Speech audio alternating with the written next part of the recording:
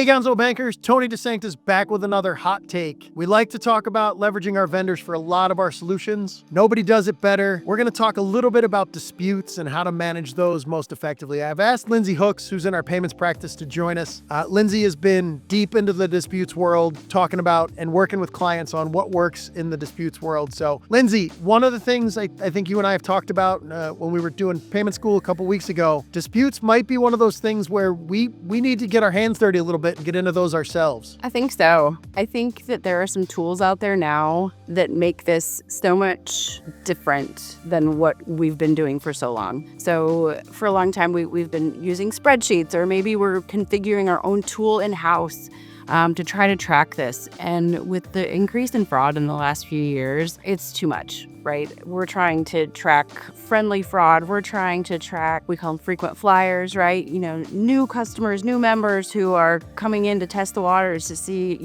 how many times can I go out to lunch on my institution's dime? And, our friends at the card processing vendors have really come a long way in trying to develop tools that can solve this for us.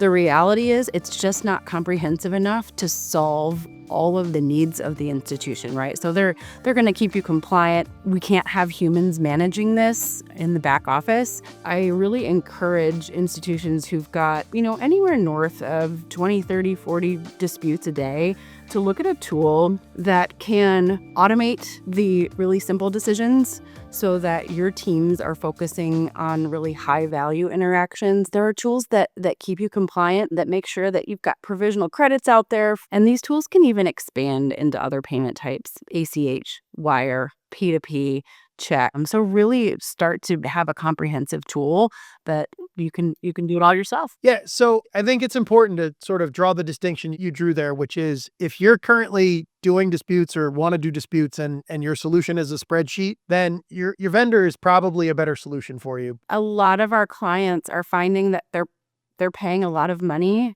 to keep a really close eye on what their vendors are doing. So it doesn't make a lot of sense to put this much energy while you're also paying someone to handle this for you. And I think the important thing is we don't have to be an expert in all the rules. These tools out here, they provide the rules and the logic to keep you compliant. So you don't have to become a MasterCard or a Visa expert in order to take these in-house. And they also will help you identify trends and things like that you maybe couldn't get from just a spreadsheet or something like that, right? Yeah, configurable in terms of, getting your voice out there for your institution and then, deciding what your threshold is. But then they take care of the compliance pieces and the tracking. Yeah. So listen, folks, I know we all have a lot on our plates. Everybody's doing a lot of work today, but this might be one of those areas where you want to invest some time and resources internally in owning that disputes process. The tools are out there to make it more efficient than it's historically been. You're not having to rely on just spreadsheets.